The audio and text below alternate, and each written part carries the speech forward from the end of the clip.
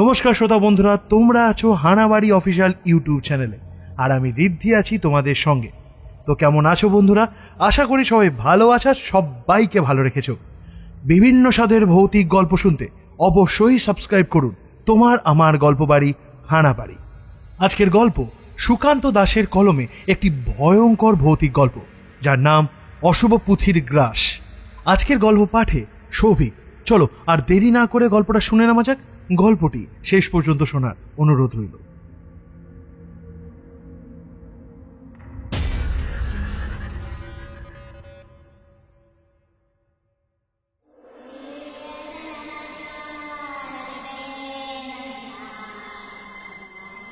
একটা অন্ধকার ঘর। এই অন্ধকার ঘরের মধ্যে টিং টিং করে একটা আলো জ্বলছে কোথায় যেন। আলোতে ঘরের ভেতরের অন্ধকারটুকু দূর না হলেও সামনের দিকে কাকে যেন অল্প অল্প দেখা যাচ্ছে। বীভৎস একটা মুখ, টকটকে লাল দুটো চোখ, তার গোটা শরীর যেন কালো অন্ধকার দিয়ে ঢাকা। শুধু তাই নয়, সেই কালো অন্ধকারের মাঝে বীভৎস চোখ ছাড়া তার মুখটাও ভালোভাবে দেখা যায় না। ঘরের ভেতর সমান্তরালে একটা ঠান্ডা বাতাসের সঙ্গে একটা অদ্ভুত শব্দ বয়ে চলেছে। জ্বলতে থাকা আগুনের উৎস একটা মোমবাতি। সেই মোমবাতির আলোয় একটা অতি প্রাচীন হলদে হয়ে আসা বইয়ের দুটো পাতা খোলা রয়েছে, আর সেই পাতার সামনে বসে রয়েছে একটি মেয়ে। বয়স খুব বেশি নয়। সে এক মনে সামনের সেই খুলে রাখা প্রাচীন অদ্ভুত দর্শন বইটার পাতার উপর চোখ রেখে এক মনে কি যেন পড়ে চলেছে।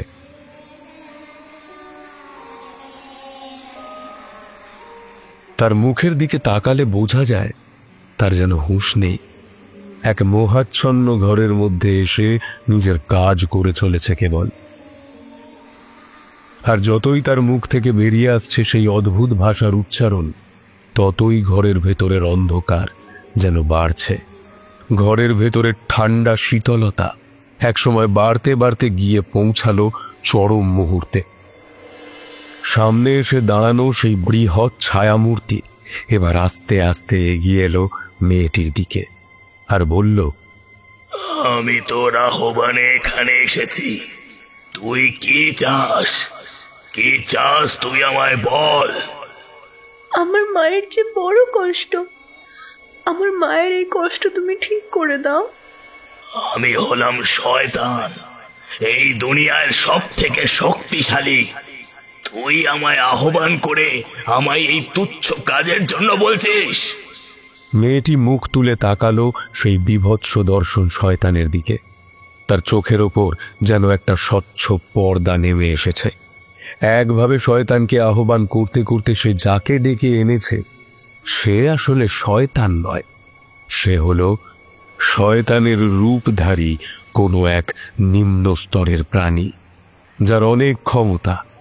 শয়তানের আদেশে যারা পৃথিবীর বিভিন্ন জীবের সঙ্গে যোগাযোগ করে শয়তানকে ক্ষমতা প্রদান করে এবং আত্মপ্রদান করে, সেই এসেছে শয়তানের রূপ নিয়ে। আমি জানি না তুমি কে, আমি তোমায় কিভাবে ডেকে এনেছি সেটাও আমি জানি না, কিন্তু তুমি যখন একবার এসেছো আর তুমি বলেছ আমি যা চাইবো তাই হবে, তাহলে তুমি আমার মাকে ঠিক করে দাও। আর তখনই পাশের ঘরে একটা কাশির শব্দ শোনা যায়। কে যেন প্রবলভাবে কাশতে শুরু করেছে। সেই অদ্ভুত বিশাল বীভৎস মূর্তিটা এই অন্ধকার ঘর থেকে এক মুহূর্তের জন্য বাইরে বেরিয়ে যায়। বাচ্চা মেয়েটা তখনও একভাবে সামনে খুলে রাখা বইয়ের পাতায় সেই অক্ষরগুলো পড়ে চলেছে। তার মনে হয় যেন তার মাথার ভেতরে কোনো একটা অদ্ভুত শক্তি তাকে দিয়ে এই সমস্ত কাজ করিয়ে নিচ্ছে। একটানা সুরে সে পড়তে থাকে। একটু পরেই মোমবাতির আলোর সামনে আবার সেই কালো অন্ধকারটা জমাট বাঁধতে শুরু করে। মেয়েটা অবাক হয়ে দেখে গোটা শরীরটার কোনো কিছুই সে ভালোভাবে বুঝতে পারছে না, শুধু মুখ ছাড়া। তুই যা বলেছিস আমি তাই করেছি, কিন্তু এর বিনিময় তোর আত্মা আমার কাছে থাকবে। আজ থেকে 7 দিন পর্যন্ত তুই যা চাইবি তার সমস্ত কিছু আমি পূরণ করব, কিন্তু 7 দিন পর তোর আত্মা আমার কাছে থাকবে। আমি নিয়ে যাব তোর আত্মা। আজ আমি চললাম। একটু পরেই ঘরের ভেতরে সেই কালো অন্ধকার কেমন যেন জমাট বাঁধা থেকে ছত্রভঙ্গ হয়ে যায়, যেন মনে হয় এইমাত্র কালো অন্ধকারটাকে যেন কেউ খান খান করে দিয়েছে।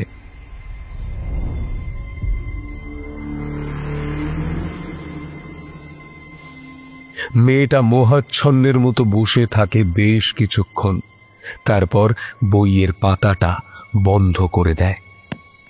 পড়তে পড়তে বইয়ের একদম শেষ পাতা পর্যন্ত চলে এসেছিল সে। তার মাথা ঝিমঝিম করতে থাকে। মোমবাতির আলোটা হাতে তুলে নিয়ে বইটাকে শক্ত করে বুকের কাছে চেপে ধরে সে এগিয়ে যায় বাইরের দিকে। বাইরে থেকে তার মায়ের কাছের শব্দ আর শোনা যায় না। মেয়েটার মুখে একটা হাসি ফুটে ওঠে। মূর্তিটা শয়তান হোক আর যাই হোক, তার কথা রেখেছে, মাকে সুস্থ করে দিয়েছে। কিন্তু ঘর থেকে বেরিয়ে আসার সঙ্গে সঙ্গেই সে বুঝতে পারে তার শরীরে যেন আর আগের মতো জোর নেই। আর একটু এগোতে গিয়ে সে হুড়মুড় করে মাটির উপর ছিটকে পড়ে। এই শব্দে পাশের ঘরের ভেতর থেকে কেউ যেন বলে ওঠে, চম্পা, এই চম্পা, কি হলো? চম্পা কিন্তু ওঠে না। মাটির উপর পড়ে তার মুখের এক পাশে প্রচণ্ড আঘাত লেগে কল কল করে রক্ত বেরিয়ে বারান্দাটার মেঝেটাকে ভিজিয়ে দেয়। চম্পা, এই চম্পা, কি হলো? পাশের ঘর থেকে সেই গলাটা কোনো রকমে এগিয়ে আসতে থাকে বারান্দার দিকে।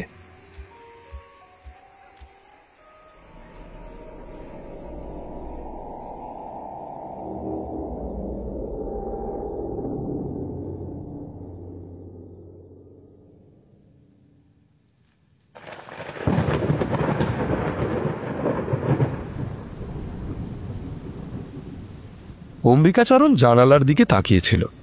এই সময়টা বৃষ্টি হওয়ার কথা নয়, একেই প্রচণ্ড শীত, তার উপর বেশ কয়েকদিন ধরে শীত যেন আরো জাঁকিয়ে পড়েছে। একেই বলে মাঘের শীত বাঘের গায়ে লাগার মতো। অম্বিকাচরণ একটা শাল গায়ে জড়িয়ে নিয়ে বিছানার উপর বসেছিলেন। বিছানার অন্য পাশে দুটো কাঠের চেয়ারের উপর বসে এক মনে সামনের খাতার দিকে ঝুঁকে কি যেন লিখে চলেছে দুজন। অম্বিকাচরণ একবার সেদিকে তাকিয়ে দেখলেন, তারপর আবার জানালার দিকে তাকিয়ে যেন নিজের মনেই বলে উঠলেন, এমন শীতের রাতে ঝমঝমের বৃষ্টি, প্রকৃতির এমন যে পরিবর্তন হয়েছে, সেই সমস্ত কিছু তোমরা কখনো লক্ষ্য করেছো? এবার অম্বিকাচরণের কথা শুনে সামনের খাতা থেকে মুখ তুলে তাকালো সজীব আর বিনয়। দুজনে উচ্চ মাধ্যমিকের ছাত্র। এবছর তারা উচ্চ মাধ্যমিক পরীক্ষা দেবে এই মফস্বল শহর কৃষ্ণনগরের একটা স্কুল থেকে। তারা খুব মন দিয়ে দুটো অঙ্ক সমাধান করার চেষ্টা করছিল। অম্বিকাচরণের এমন কথা শুনে সে বলল, কিন্তু স্যার, রাতে যদি বৃষ্টি হয় তাহলে সমস্যা কোথায়? তোমরা বুঝবে না, অঙ্কটা হয়ে গেছে। হয়ে গেছে স্যার, প্রায় হয়ে এসেছে, কিন্তু শেষের দিকটা কিছুদিন মিলছে না। অঙ্কটা এতটা পর্যন্ত ঠিক করলাম, কিন্তু শেষের দিকে কেন যে মিলছে না।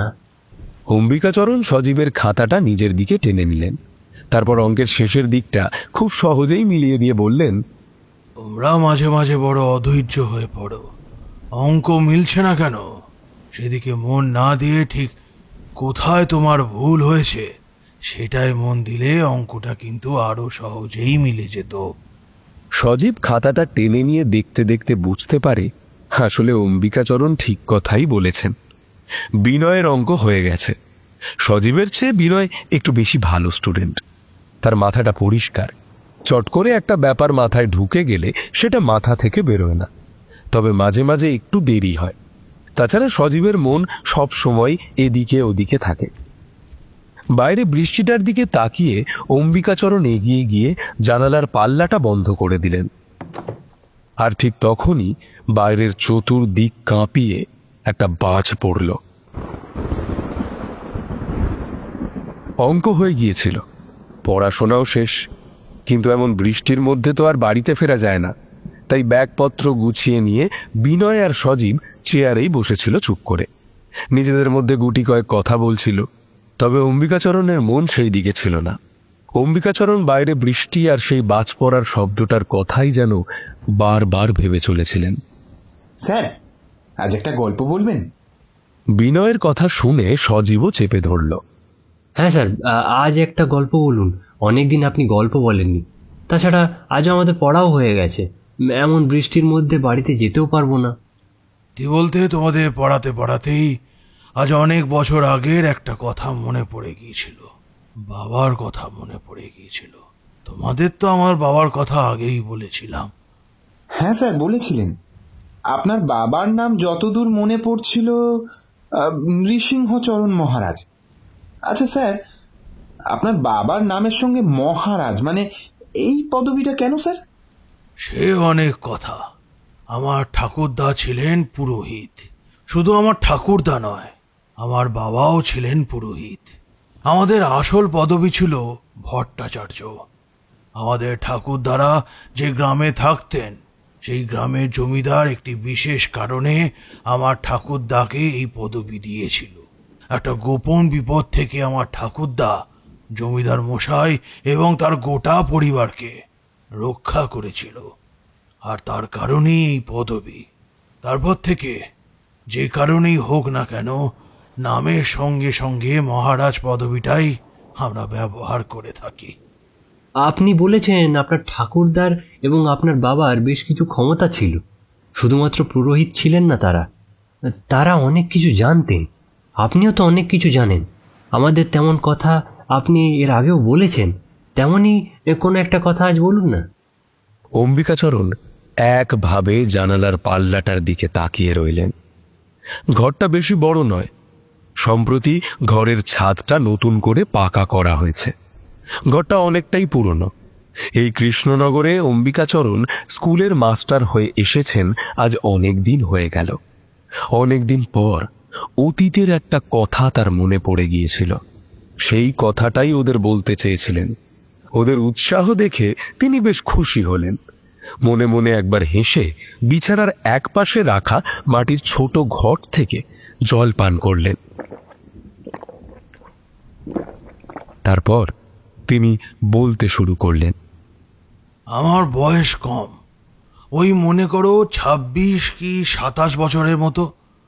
তখন আমার বাবা নৃসিংহচরণ ছিলেন আমাদের সেই গ্রামের একজন গণ্যমান্য ব্যক্তি। ঠাকুরদার মৃত্যুর পর সেই যে ভিটে মাটি ছেড়েছিলুম, তারপর থেকে নানা কারণে বাবার সঙ্গে এক জায়গায় কখনো থিতু হয়ে থাকতে পারিনি। আমরা তখন যে গ্রামে ছিলাম, সেই গ্রামের নাম ছিল গোবিন্দপুর। গোবিন্দপুর যে শুধু গ্রাম ছিল তা নয়, গোবিন্দপুরের এক পাশে ছিল বড় নদী। আজ থেকে 30 বছর আগেকার কথা। সেই সময় গোবিন্দপুরের সেই নদী পথে অনেক যাতায়াত হতো। সেই সময় গোবিন্দপুর থেকে নৌকা নিয়ে অনেকেই অনেক দূরের গ্রামে কিংবা অনেক দূরে উন্নত জায়গাগুলোতে বাণিজ্য করতে যেত। অনেকটা প্রাচীনকালে সমুদ্র পথে বাণিজ্য করার মতো। সে সমস্ত কথা বলতে গেলে তোমাদের অনেক কিছুই বলতে হয়, তবে তাতে তোমরা অধৈর্য হয়ে পড়তে পারো। যাকে, হ্যাঁ, এবার আসল কথায় বলি। একদিন বাবা ঘরে বসে পুজো করছে। আমি বারান্দার কাছে বসে একটা অনেক পুরনো পুঁথি বার করে সেটা রোদে শুকিয়ে নিচ্ছি। আসলে সমস্ত পুঁথি তো আর সবসময় পড়া হয় না। সেই সমস্ত পুঁথির মাহাত্ম্য যেমন অনেক বেশি, তেমনি ওই সমস্ত পুঁথিপত্রে লেখা মন্ত্রেরও অনেক জোর। তাই মাঝে মাঝে সেই সমস্ত পুঁথি বার করে অভ্যেস করে রাখা ভালো। নিজের মনেই পড়ে চলেছি। এমন সময় দেখি দরজার কাছে একজন মধ্যবয়স্ক লোক এসে দাঁড়িয়েছে। আমাকে ওভাবে বসে থাকতে দেখে হাত জোর করে নমস্কার করে বলল, ছোট মহারাজ, বড় বিপদ। বড় মহারাজ কোথায়? বাবা তো পুজোয় বসেছেন, এখন তো বাবাকে ডাকা যাবে না, আপনাকে একটু অপেক্ষা করতে হবে যে। কিন্তু কি ব্যাপার বলুন তো? ব্যাপার কি তা তো আমি নিজেও জানি না। ছোট মহারাজ, বউটা 3 দিন আগেই বলেছিল বড় ঠাকুরের কাছে আগে এলেই ভালো হতো, কিন্তু আজ আর কিছুতেই ঘরে থাকতে পারলাম না। ছুটতে ছুটতে চলে এলাম। এক্ষুনি একবার আমাদের বাড়িতে যেতে হবে। লোকটাকে আমি চিনতাম, তার নাম রমানাথ, গোবিন্দপুরেরই বাসিন্দা। এখানে আমরা এসেছি প্রায় 1.5 বছর মতো হয়ে গেছে।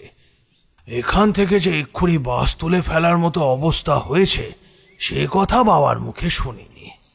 তবে হ্যাঁ, আমাদের যখন তখন এক অজানা কারণেই যে কোনো গ্রাম থেকে বাস তুলে ফেলতে হতো। যাই হোক, রমানাথ দেওয়ালের এক পাশে বসে পড়ল। আশেপাশে কেউ বসে থাকলে পুঁথিপত্র পড়া কিংবা মন্ত্র চর্চা করা একদম ভালোভাবে যায় না। হ্যাঁ, তোমরা সে কথা বুঝবে না। আসলে মন্ত্র এবং ওই সমস্ত কিছুর সঙ্গে প্রকৃতির একটা বেশ গভীর যোগ রয়েছে।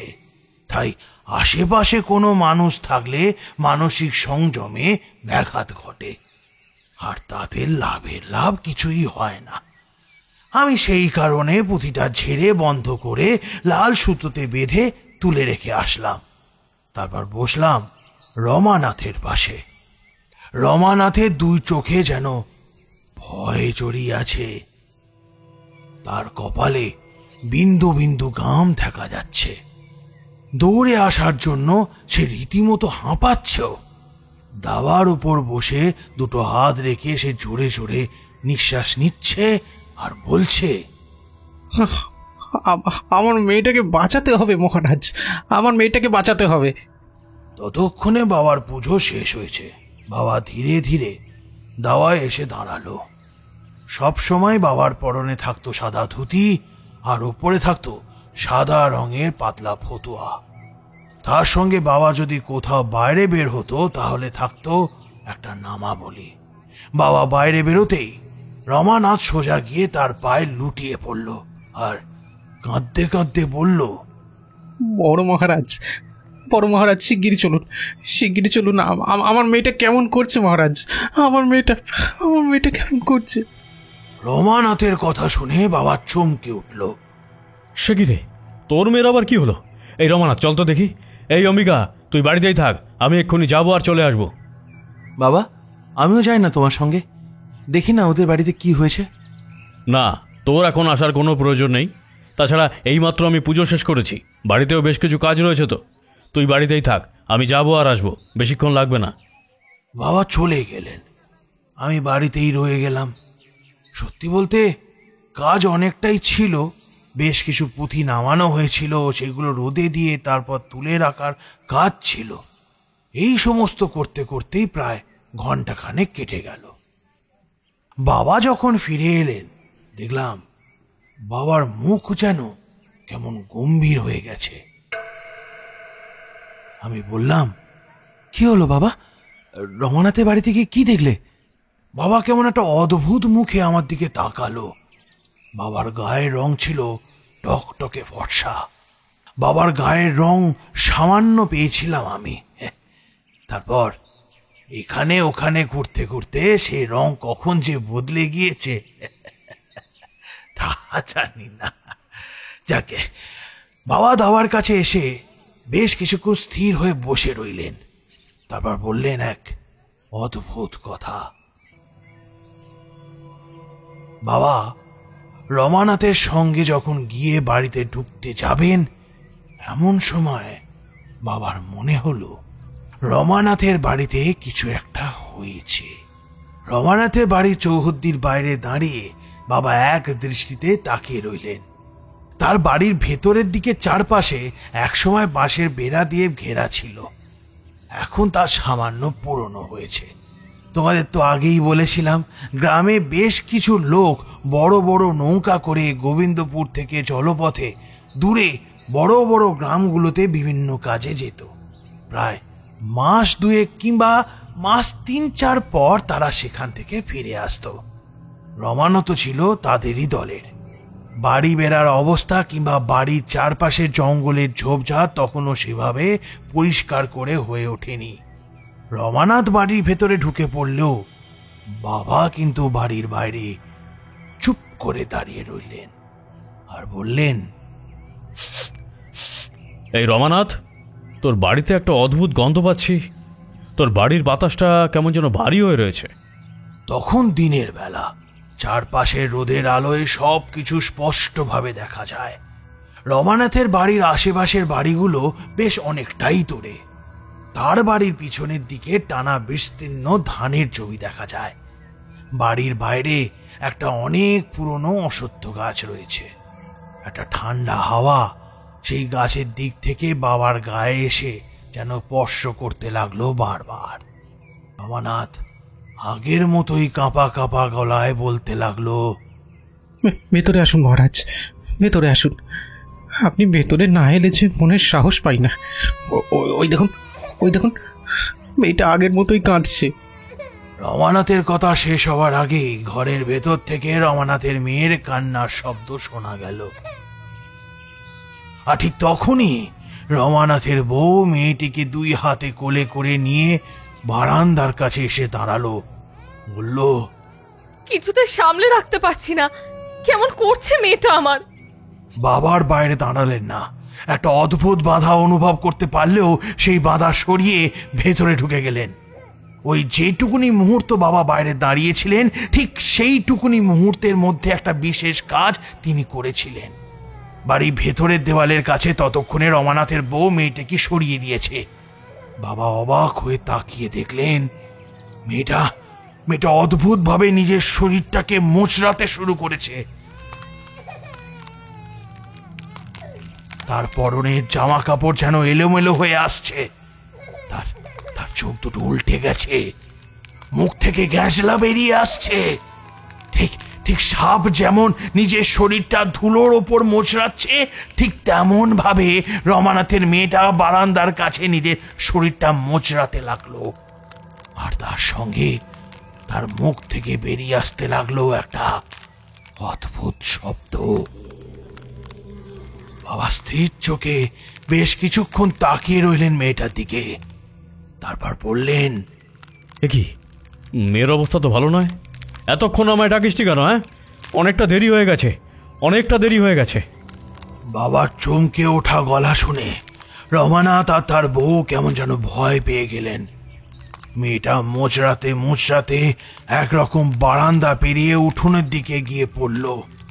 বাবা এগিয়ে গিয়ে তার কপালের মাঝখানটা নিজের ডান হাত দিয়ে চেপে ধরলেন। তারপর গোপন একটা মন্ত্র পড়লেন। আর সে মন্ত্র আমি জানি, কিন্তু আমি তোমাদের সে কথা বলতে পারবো না।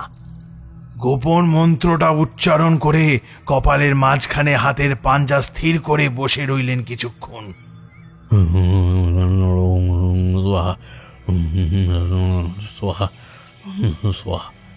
রমানাথ অবাক হয়ে দেখল মেয়েটার উল্টে যাওয়া চোখটা মুহূর্তের মধ্যেই বন্ধ হয়ে গেছে।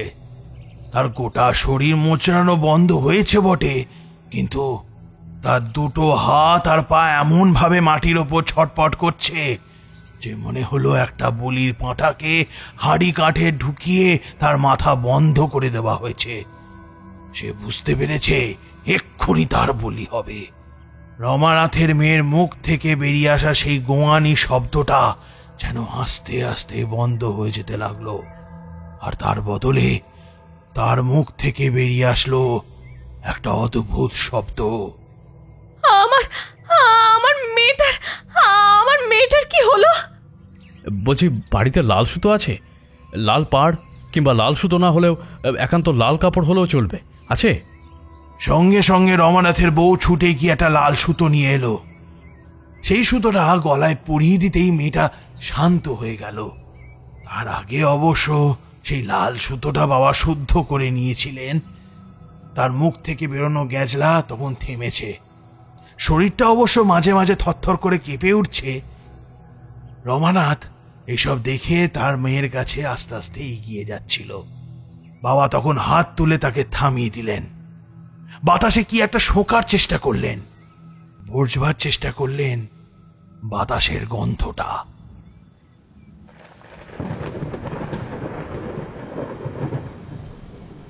আপনি তো সেখানে ছিলেন না, তাহলে আপনি এত পরিষ্কারভাবে সমস্ত কিছু বলছেন কি করে?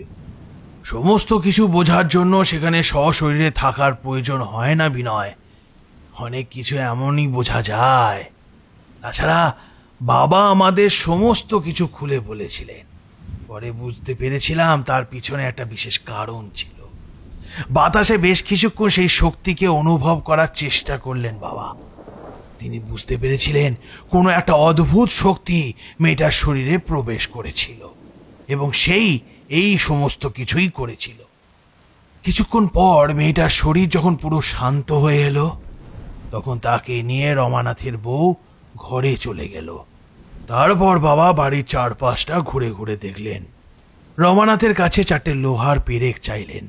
সেই 4টে লোহার পেরেক মন্ত্রবল দিয়ে 4 প্রান্তে পুঁতে দিলেন। 4টে কোন দিক তোমরা জানো? ভুলো কিন্তু ভেবো না, পূর্ব, পশ্চিম, উত্তর, দক্ষিণ।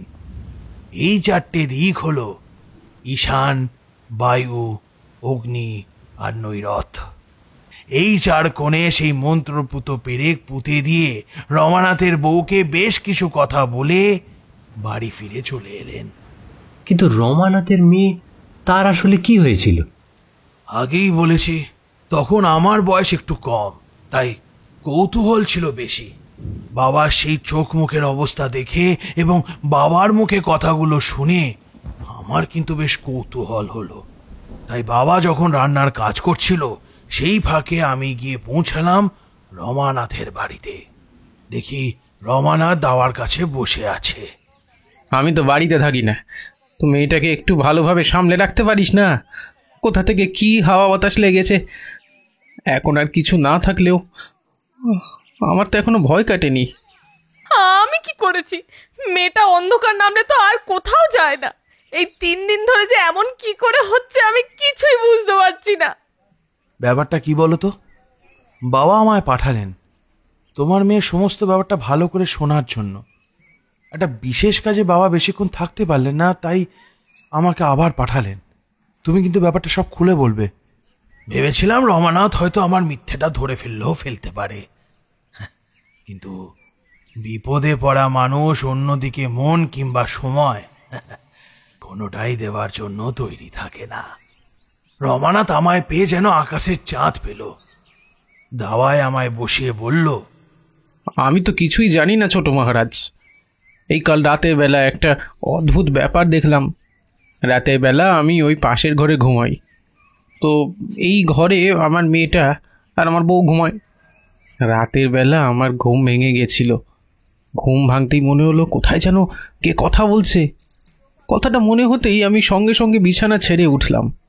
প্রথমে জানলার কাছে গিয়ে দাঁড়ালাম, দেখে নিলাম বাইরে থেকে কেউ কথা বলছে কিনা, কিন্তু না, বাইরে কেউ কোথাও নেই। তখন অনেক রাত হয়েছে, অত রাতে বাইরে কে কথা বলবে? তাছাড়া কথা বলছে একজন, অন্য কারোর কথা তো শোনা যাচ্ছে না। মনটা কেমন যেন কু ডেকে উঠল। ঘর থেকে হ্যারিকেনটা তুলে নিয়ে আস্তে আস্তে দরজার কাছে এসে দাঁড়ালাম। দরজার কাছে আসতেই বুঝতে পারলাম শব্দটা কিন্তু আরও জোরে জোরে শোনা যাচ্ছে। বুকের ভেতরটা কেমন যেন করে উঠল। ছোট মহারাজকে কথা বলছে, আর কি কথা বলছে তার কোনো কথাই আমি শুনতে পাচ্ছি না। তবুও কোনো মতে এক পা করে ঘরের দরজা পেরিয়ে বারান্দার কাছে এসে দাঁড়ালাম। তুমি তো দেখেছো ছোট মহারাজ, ওই পাশের ওই যে ঘরটা, ওটা আমাদের রান্নাঘর। ওই ঘরের দরজা রাতের বেলা বন্ধই থাকে, কিন্তু তখন দেখতে পেলাম রান্নাঘরের দরজাটা খোলা, আর শব্দটা যেন ভেসে আসছে ওই রান্নাঘরের দিক থেকেই। সঙ্গে সঙ্গে আমি রান্নাঘরের দিকে গেলাম ছোট মহারাজ, আর তারপরে যা দেখতে পেলাম তাতে কথাটা বলতে বলতে রমানাথ যেন একবার ভয় কেঁপে উঠল। অন্যদিকে তাকিয়ে দেখি রমানাথের বউ ততক্ষণে দরজার কাছে এসে দাঁড়িয়েছে। সে মুখে আঁচল চাপা দিয়ে গুমড়ে গুমড়ে কেঁদে চলেছে। আমার আর ধৈর্য রইল না, আমি অধৈর্য হয়ে বললাম, আহ, তারপর কি হলো সেটা বলো না। রান্নাঘরের দরজার কাছে গিয়ে দাঁড়িয়ে দেখি মেয়েটা আমার ঘরের মাঝখানে বসে কি যেন করছে। ঘরের ভেতরে একটা হ্যারিকেন জ্বলছিল, আর সেই হ্যারিকেনের আলোয় মেয়েটার মুখ থেকে বিড়বিড় করে কি সমস্ত যেন কথা বেরিয়ে আসছে। আমি ভয় পেয়ে গেলাম, চিৎকার করে ডেকে উঠলাম, মারে তুই এখানে কি করছিস? সঙ্গে সঙ্গে মেয়েটা আমার পিছন দিকে ঘুরে তাকালো, আর দেখি মেয়েটার চোখ দুটো যেন অদ্ভুতভাবে খোলা। তার হাতে কি যেন একটা রয়েছে ধরা, কিন্তু তার হাতে কি ছিল সেটা বুঝতে পারিনি। অল্প আলো ছিল তো। মেয়েটা আমার অদ্ভুত গলায় বলল, এখান থেকে চলে যাও বাবা, এখান থেকে চলে যাও, তুমি এখন এখানে এসো না। মেয়ে আমার বড়ই শান্তশিষ্ট, কখনো আমার দিকে চোখ তুলে কোনো কথা বলতে পারে না, আমায় বড্ড ভালোবাসে। কিন্তু সেই মেয়ের চোখে মুখের এমন অবস্থা দেখে আমি ভীষণ ভয় পেয়ে গেলাম। চারপাশটা অন্ধকার, কিছু বলতে যাব তার আগে ঘরের ভেতরের হ্যারিকেনের আলোটা যেন দপ করে নিভে গেল। আর ঠিক তখনই যেন আমি দেখতে পেলাম ঘরের ভেতরে কে যেন এসে দাঁড়িয়েছে।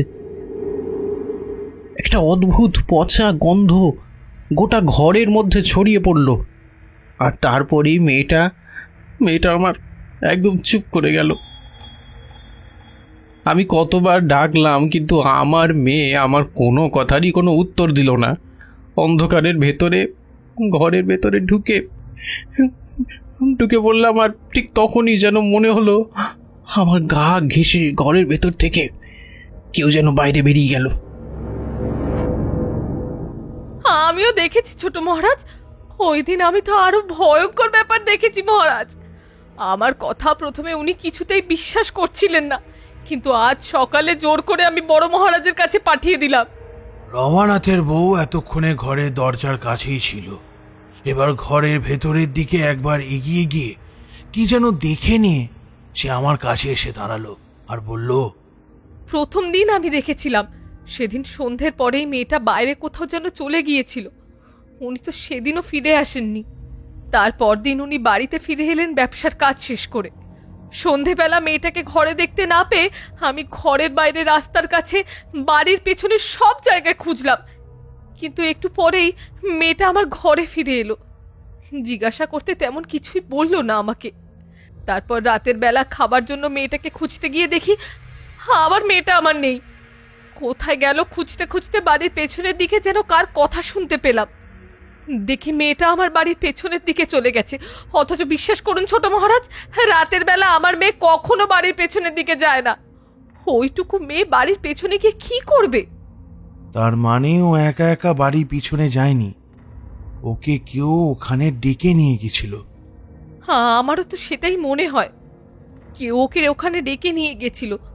আমি যখন আলো হাতে বাড়ির পেছনে যাই তখনই যেন মনে হলো বাড়ির পেছনের ওই অসত্য গাছটা থেকে যেন কে একটা দাঁড়িয়েছিল। হ্যাঁ, আমায় দেখতে পেয়েই ওখান থেকে যেন সরে পড়ল। মেয়েটাও আমার কেমন যেন থতমত খেয়ে দাঁড়িয়ে রইল কিছুক্ষণ। হ্যাঁ, আমি বললাম, কি রে, তুই এখানে কি করছিস? এত রাতে বাইরে এসেছিস কেন? আমি বাইরে কখন এলাম? সে তো আমায় বাইরে ডেকে নিয়ে এলো, তারপর তো আর কিছু মনে নেই মা। মেয়েটাকে নিয়ে আমি পেছন থেকে চলে আসতে যাব, এমন সময় দেখি অসত্য গাছের ঠিক পেছনে লম্বা একটা কালো ছায়া দাঁড়িয়ে আছে। ভয়ানক ভয়ানক লম্বা কালো ছায়া। মূর্তিটার দুটো লাল টকটকে উজ্জ্বল চোখ যেন আমার দিকে তাকিয়ে দেখছে। সঙ্গে সঙ্গে একটা অদ্ভুত হাসি শুনতে পেলাম ছোট মহারাজ।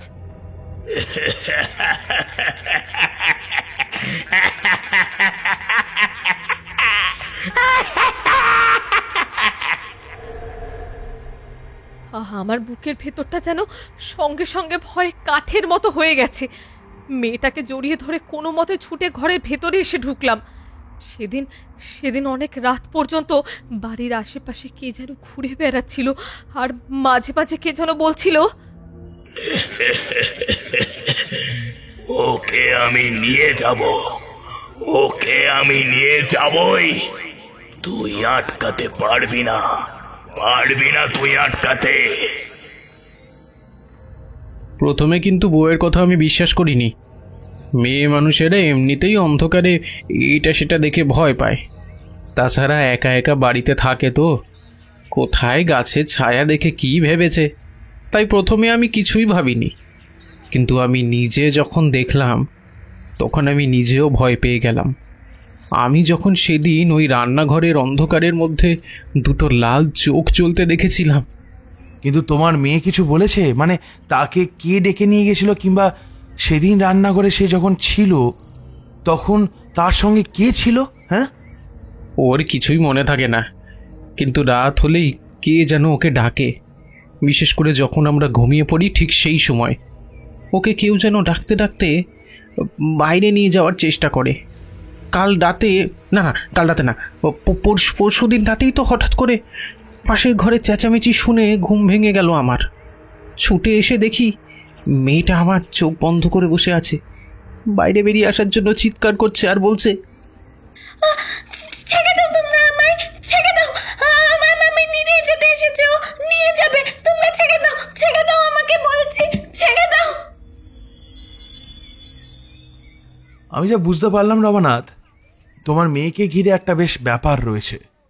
সে ব্যাপারটা কিন্তু খুব সোজা নয়, কোনো একটা অশুভ ব্যাপার রয়েছে।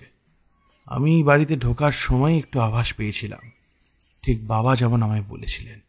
এই আভাস পেয়েও আমি সেদিকে বেশি গুরুত্ব দিইনি। দিনের বেলায় সূর্যের আলো যখন মাথার উপরে রয়েছে তখন অশুভ শক্তি খুব বেশি ক্ষতি করতে পারে না। রমানাথকে বলে ঘরের ভেতরে ঢুকে একবার তার মেয়ের দিকে তাকালাম। এখন সে নিশ্চিন্তে ঘুমোচ্ছে, চোখের তলায় সামান্য কালি পড়েছে। ওইটুকুনি বাচ্চা মেয়ে, কতই বা বয়স হবে, 5 বা 6 বা তার থেকে সামান্য বেশি হয়তো। তার চোখের তলায় কালি, মুখটা যেন শুকিয়ে এসেছে। মেয়েটাকে এর আগেও দেখেছি, প্রাণোচ্ছল মেয়ে, ছটপটে, ফটফট করে কথা বলে, ভারী মিষ্টি মেয়ে। তার এমন রূপ দেখে বুকের ভেতরটা যেন কেমন করে উঠল। আর সেখানে দাঁড়ালাম না, বাড়িতে ফিরে এলাম। একটানা এতক্ষণ কথা বলে চলেছিলেন অম্বিকাচরণ, এবার একটু চুপ করলেন। তোমরা বুঝতে পারছো তো? হ্যাঁ, মানে অনেক ঘটনা এলোমেলো ভাবে একসাথে তোমাদের বলছি, আশা করি তোমরা সব বুঝতে পারবে। হ্যাঁ স্যার, আমরা বুঝতে পারছি, কিন্তু তারপর কি হলো? আপনার বাবার মতন আপনিও তো বলতে পারলেন যে এই বাড়িতে কিছু একটা হয়েছে, কিন্তু এসব কিছুর পেছনে আসল কারণ কি ছিল? যাই হোক, বাড়িতে ফিরে দেখি বাবার রান্না প্রায় শেষ হয়ে এসেছে। দুপুরে খাওয়া দাওয়া সেরে আমি আর বাবা যখন বসেছি তখন বাবা বললেন, তুমি নিশ্চয়ই রমানাথের বাড়িতে গিয়েছিলে। আমি জানতাম তুমি ওখানে যাবে, তোমার মনে বড় কৌতূহল। তা দেখে শুনে কি বুঝলে বলো তো? কোনো একটা অশুভ শক্তি সেখানে আছে, মেয়েকে নিজের বশে রাখার চেষ্টা করছে। কিন্তু রমানাথ কিংবা তার বউয়ের সঙ্গে কথা বলে যা বুঝলাম, বেশ কিছুদিন আগে থেকে এই ব্যাপারটা শুরু হয়েছে, অথচ তেমন কিছুই হয়নি। কোনো কার্য ছাড়া তো এমন কিছু হতে পারে না। সেটাই তো বুঝতে হবে। আজ সম্ভব নয়, কাল শনিবার, প্রশস্ত দিন। কাল সন্ধ্যার দিকে আমাদের ওই রমানাথের বাড়িতে যেতে হবে। আজকের রাতটা কোনোভাবে কাটাতে পারলেই হলো। কাল সন্ধ্যাবেলা গিয়ে বোঝার চেষ্টা করতে হবে আসল ব্যাপারটা কি হয়েছে। বাবা যখন বলেছেন কাল সন্ধেবেলায় ওই বাড়িতে গিয়ে কিছু একটা বোঝবার চেষ্টা করবেন, তার মানে আজকে গোটা দিনটা তিনি কোনো কারণে সময় নিতে চান। সন্ধ্যের একটু আগেই বাবা কোথায় যেন বেরিয়ে গেলেন, ফিরলেন অনেক রাতে। অথচ তাকে আমি কিছু জিজ্ঞেস করার মতো সাহস পেলাম না। তার মুখ থমথমে, কি যেন গভীরভাবে ভেবেই চলেছেন সারাক্ষণ। সে রাতে আর কোনো কথা হলো না।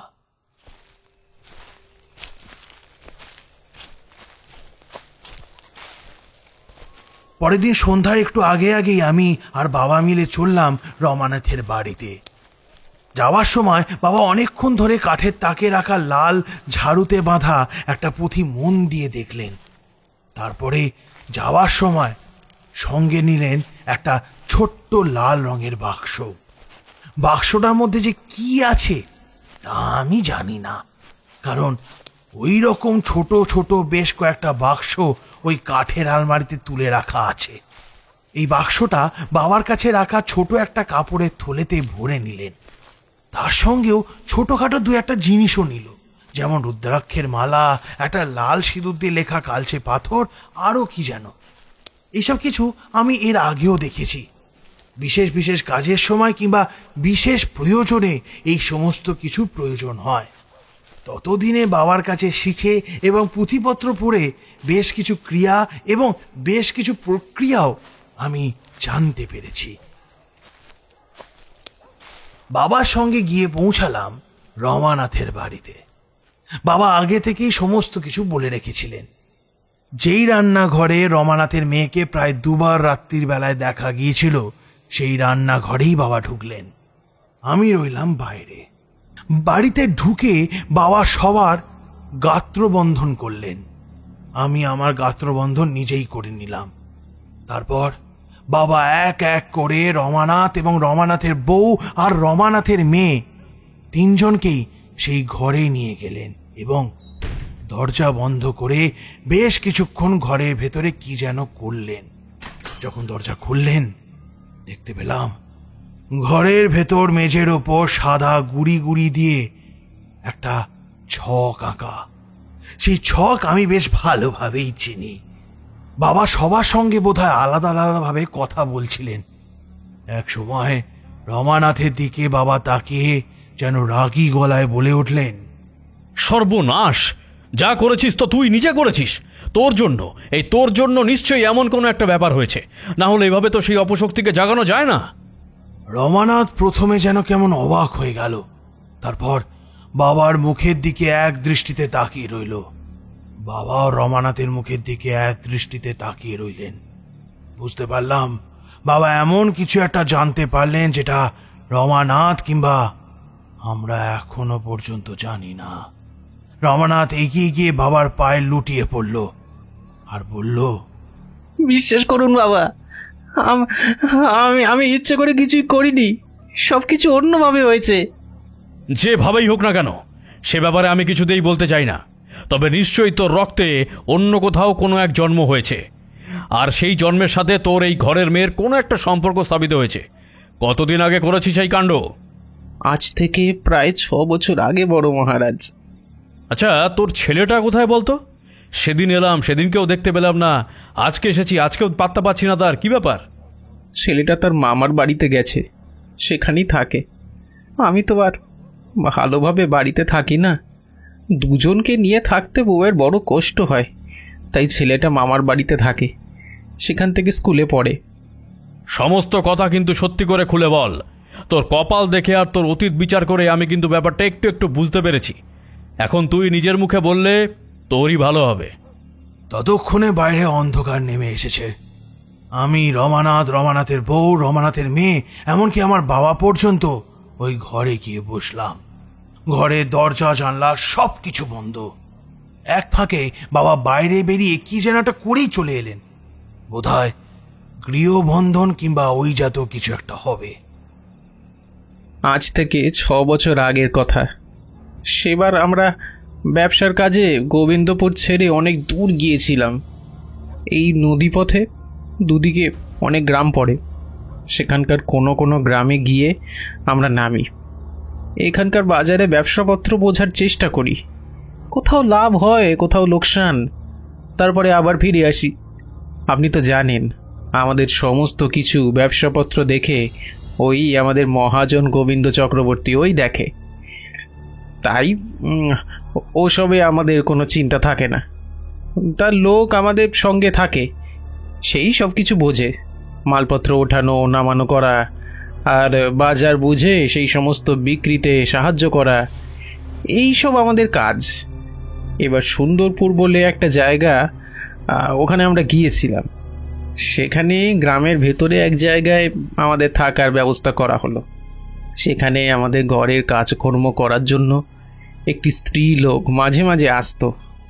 কথাটা বলে রমানাথ আজ একবার তার বইয়ের মুখের দিকে তাকালো। রমানাথের বইয়ের মুখে কিসের প্রশ্নের একটা চিহ্ন ফুটে উঠেছে। রমানাথ তখন মুখটা ঘুরিয়ে নিয়ে আবার বলতে শুরু করলো।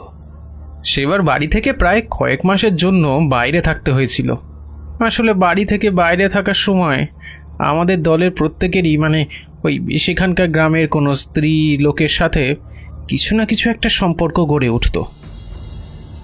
সেবার আমি যখন বাড়ি ছেড়ে যাই তখন আমার তেমন কোনো উদ্দেশ্য ছিল না, কিন্তু ওখানে গিয়ে প্রায় 2 মাস কেটে যাওয়ার পরে আমারও যেন কেমন মনে হলো, সবাই যখন এমন করছে তখন আমার আর আপত্তি কিসের। সেই স্ত্রী লোকের সঙ্গে আমার বেশ পরিচয় হলো। কাজকর্ম এসে করে, মাঝে মাঝে তার সঙ্গে গ্রামের এখানে সেখানে যেতাম। একদিন সে আমায় তার বাড়িতেও নিয়ে গেল। সে ছিল বিবাহিত, কিন্তু তার স্বামীর ঘর সে করতো না, কোনো কারণে হয়তো করতো না, ওটা আমি ঠিক জানি না। তবে তার সঙ্গে আমার এই পরিচয় কিন্তু অল্পেতেই থেমে থাকলো না। তার বাড়িতে আমার মাঝে মাঝে যাওয়া আসা হতে লাগলো। আর সেইভাবেই একদিন বড় মহারাজ, বিশ্বাস করুন, আমি এসব কিচ্ছু চাইনি। আসলে কোথা থেকে যে কি হয়ে গেল। কিন্তু তারপরে সেই স্ত্রীলোক তোকে কিছু বললো না? না, তারপরে মাসখানেকের মধ্যে সেই স্ত্রী লোক আবার তার স্বামীর ঘরে ফিরে গিয়েছিল। আমি অন্তত সেই খবরই পেয়েছিলাম। তার মাস 2 পরে তো আমরা সেখান থেকে চলে আসি। রমানাথের বইয়ের মুখটা হাঁ হয়ে গেছে। বোধহয় আমরা না থাকলে সে কিছু বলতো। আমার বাবা একবার রমানাথের বউ আর একবার রমানাথের দিকে তাকিয়ে তারপর বললেন, সেবার যখন রমানাথ বাড়ি ছেড়ে গিয়েছিল তখনই গিয়ে এই তোমাদের দ্বিতীয় সন্তান, এই মেয়ে তোমার পেটে এসেছিল? রমানাথের বউ মুখে আঁচল চাপা দিয়ে কাঁদতে কাঁদতে মাথা নাড়িয়ে সম্মতি জানালো। রমানাথ এখান থেকে চলে যাবার প্রায় মাস 2 পরে আসলে সে বুঝতে পেরেছিল তার পেটে সন্তান এসেছে। বাবা কি যেন একটা ভাবলেন, তারপর বললেন, বুঝতে পেরেছি। তাহলে এই মেয়ের জন্ম আর ওই মেয়ের জন্মের মধ্যে শুধু 1 মাসের ফারাক, কিংবা তার কমও হতে পারে। আর তাই একই রক্তের 2 সন্তানের মধ্যে একটা সম্পর্ক তৈরি হয়েছে। কিন্তু আসল ব্যাপারটা কি সেটা তো বুঝতে হবে। কেন এই অশুভ শক্তি সম্পার পিছু নিয়েছে? বাবা আবার যেন ধ্যানে বসলেন। সেই চক্রের সামনে বসে চক্রের মধ্যে কড়ি ছড়িয়ে কি যেন করলেন। এই সমস্ত ব্যাপার তখন আমি খুব ভালোভাবে আয়ত্ত করতে পারিনি, তবে বুঝতে পারছিলাম এই প্রক্রিয়ার মাধ্যমে আসলে প্রকৃতির সঙ্গে নিজের আত্মাকে সংযত করে অনেক কিছু বোঝা যায়, অনেক সূক্ষ্ম খবর অনুধাবন করা যায়। বাবা চুপ করে বসে আছেন, আর ঘরের এক পাশে রমানাথ, তার বউ আর তার মেয়ে বসে আছে। মেয়েটি বউটির কোলে এলিয়ে পড়েছে। আমিও চুপ করে বসে ভাবছি এরপর কি হবে। বাইরে অন্ধকার নামতে শুরু করেছে। ঠিক তখনই মনে হলো বাড়ির বাইরে উঠোনের মধ্যে যেন ভারী পায়ে ছপ ছপ করে কেউ হেঁটে চলেছে।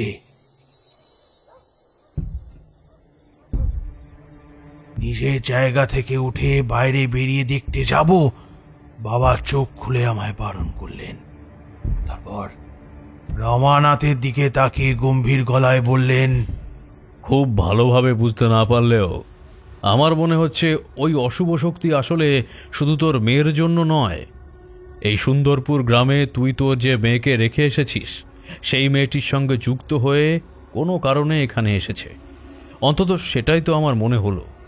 রমানাথ, আবার পাশের ঘরে যা, গিয়ে একটা পিতলের পাত্রে বেশ খানিকটা জল নিয়ে আয় তো।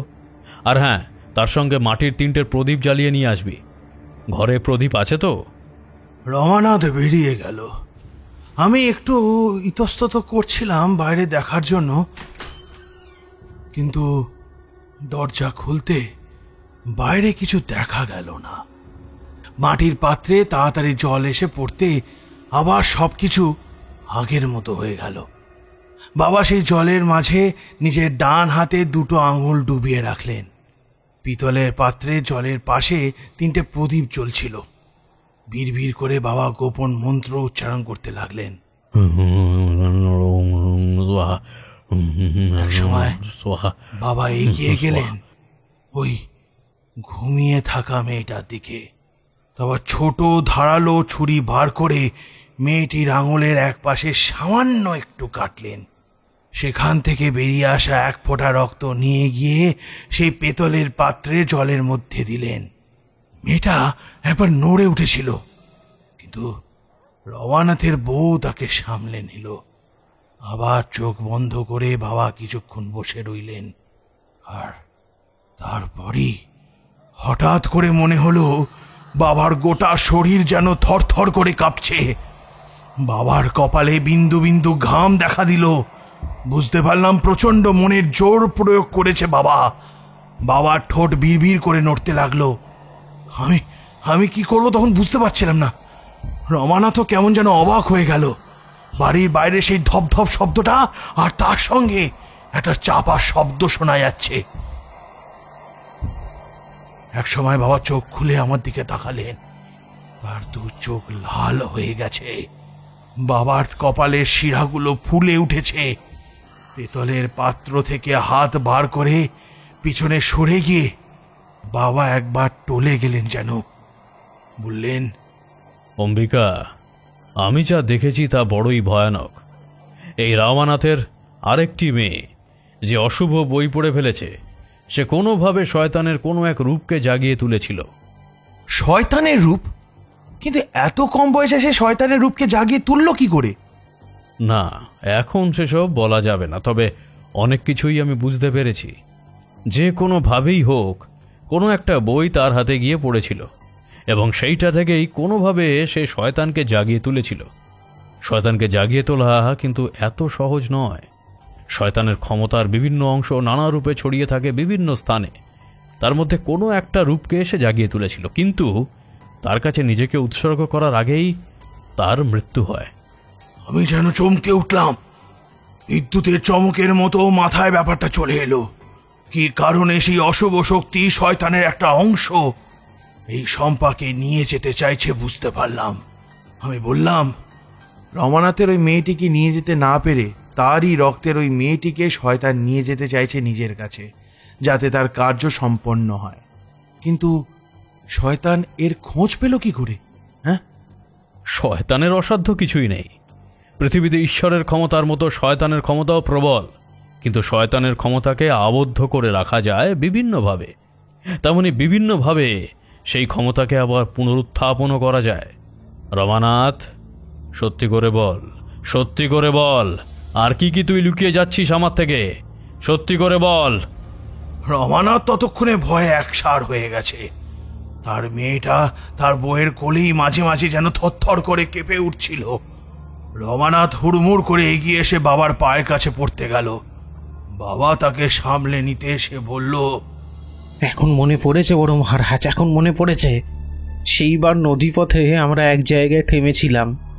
সেখানে একটা অসুস্থ সাধু বাবার মতো লোককে আমি পেয়েছিলাম জঙ্গলের ধারে। একটা গাছের তলায় পড়েছিল। সবাই তাকে ফেলে দিতে বলল, কিন্তু আমার কেমন যেন মায়া লাগলো। তাকে তুলে নিয়ে আমরা যেখানে তাঁবু খাটিয়েছিলাম সেখানেই রাখলাম। অনেক চেষ্টা করলাম, কিন্তু তাকে বাঁচাতে পারলাম না। 2 দিনের দিন সন্ধেবেলা সেই সাধু বাবা মারা গেল। মারা যাওয়ার আগে তার মুখে আমি জল দিয়েছিলাম। এমনকি মৃত্যুর পর তার ইচ্ছে মতো তার শরীরটা নদীর জলে ভাসিয়ে দিয়েছিলাম। কিন্তু সেই সাধু বাবা মৃত্যুর আগে আমায় একটা বই দিয়ে গিয়েছিল, আর বলেছিল, তুমি আমার অনেক সেবা করেছো বাবা। মৃত্যুর চরম মুহূর্তে দাঁড়িয়ে মনে হয়েছিল এই গাছের তলাতেই মরে পড়ে থাকবো, আমার কিছুই হবে না। কিন্তু শেষ মুহূর্তে তুমি আমায় যেভাবে বাঁচাবার চেষ্টা করেছো, আমার মুখে জল দিয়ে আমার আত্মার শান্তি কামনা করবে বলেছো, তাতেই আমি তুষ্ট বাবা। একটু পর আমার শরীর নদীর জলে ভাসিয়ে দিও নিজ হাতে, আগুন দিও না, তাহলে তাহলে সাধনার অনেক কিছু বিফল হয়ে যাবে। তবে তোমায় আমি নিরাশ করব না। তোমায় আমি একটা জিনিস দিয়ে যাব, সেটা সঠিকভাবে কাজে লাগাতে পারলে তোমার তোমার মনস্কামনা পূর্ণ হবে। এরপরেই তো আমায় ওই সাধু বাবা একটা বই দিয়েছিল, একটা পুরনো হলদে হয়ে যাওয়া বই। সাধু বাবার কোমরের কাপড়ের মধ্যেই গোঁজা ছিল। বইটার কথা আমি ভুলেই গিয়েছিলাম বেমালুম। তারপরে সুন্দরপুরে চলে যাই, সেখানে ওই বইটা আমাদের কাজের জায়গায় রেখে বাড়ি দিই। ওই গ্রামের লোকের কাছে ওই বইটা আমি রেখেছিলাম, কিন্তু ওই বইয়ের কোনো ভাষা আমি পড়তে পারিনি। বড় অদ্ভুত সেই ভাষা। রমানাথের কথা শেষ করতে না করতেই বাবা যেন চিন্তা করলেন। ততক্ষণে বাইরে সেই শব্দ বাড়তে শুরু করেছে। কে যেন বাড়ির চারপাশে ঘুরছে আর চিৎকার করে বলছে, আমার হাত থেকে ওকে বাঁচাতে পারবে না। ওই রক্ত আমার চাই। ওই রক্ত যার শরীরে বইছে, সেই শরীর আমাকে নিয়ে যেতে হবে, না হলে আমার কাজ যে সম্পন্ন হবে না। চিৎকার শুনে রমানাথ আর রমানাথের বউ যেন দেওয়ালের সঙ্গে মিশে যেতে লাগলো। আমি চুপ করে বসে রইলাম।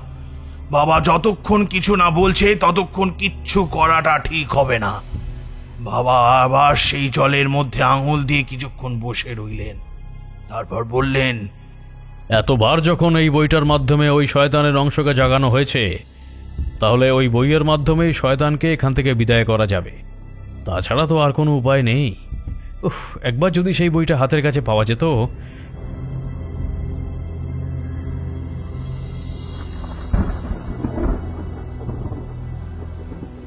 একটা কথা আমি কিছুতেই বুঝতে পারলাম না স্যার, এই যে আপনার বাবা মানে নৃসিংহচরণ মহারাজ এত সহজে ব্যাপারগুলো জানতে পারলো কি করে? মানুষের মন এবং তার মস্তিষ্কের সাথে যুক্ত অনেক কিছুই তন্ত্র ক্ষমতার মাধ্যমে নিজের হস্তগত করা। বাবা তেমন কিছুই করেননি। বাবা শুধু রমানাথের স্ত্রী এবং তার মেয়ের সঙ্গে আলাদা আলাদা করে কথা বলার সময় তাদের শরীরের একটা অংশ চোখের সামনে রেখে নিজের আত্মার ক্ষমতার মাধ্যমে তাদের আত্মার সঙ্গে নিজেকে যুক্ত করার চেষ্টা করেছিলেন। তারপর যখন মেয়েটির রক্ত জলের মধ্যে দেন, একটা বিশেষ প্রক্রিয়ার মাধ্যমে অতীতে সমস্ত কিছু জানার চেষ্টা করেছিল বাবা। তখন অল্প অল্প হলেও কিছুটা বুঝতে পেরেছিলাম। তোমাদের কাছে অবশ্য এসব অদ্ভুত মনে হতে পারে। তোমাদের এখনকার টেকনোলজিজম কিংবা যাকে বলে প্যারাসাইকোলজি, এই সমস্ত কিছুই আসলের মূল কিন্তু রয়েছে এই তন্ত্রের মধ্যেই। তারপর তারপর কি হলো? আপনার বাবাই তো বললেন যে ওই বইটি না পাওয়া গেলে আর কিছুই করা যাবে না। তাহলে সেই রাতের মধ্যে আপনারা আর কি করলেন? আমি আমার গোটা জীবনে যে সমস্ত ক্ষমতা কিংবা তন্ত্র মন্ত্রে সিদ্ধ করতে পেরেছি নিজেকে, তার চেয়েও বেশি জানতেন আমার বাবা। বাবার কাছে এমন এক ক্ষমতা ছিল যাতে অনেক কিছুই করা যায়। আচ্ছা, তোমরা কখনো প্রজেকশন কিংবা আত্মার বিচরণের কথা শুনেছ? হ্যাঁ, শরীরকে এক স্থানে রেখে আত্মাকে অন্য এক স্থানে পাঠিয়ে দেওয়ার প্রক্রিয়া। কথাগুলো বলার সময় অম্বিকাচরণের মুখে একটা অদ্ভুত হাসি দেখা গেল। এই কথা শুনে বিনয় আর সজীব একবার দুজনের মুখ আর চোখাচুকি করে বলল, এসব গল্পের বইতে পড়েছি স্যার। সত্যি সত্যি এমন হয় নাকি? মানে আমাদের শরীর এখানে রেখে আমাদের আত্মাকে অন্য কোথাও পাঠিয়ে দেওয়া সম্ভব? পৃথিবীতে অসম্ভব বলে যদি কোনো ব্যাপার থাকে, সেটা হলো মৃত্যুকে জয় করা।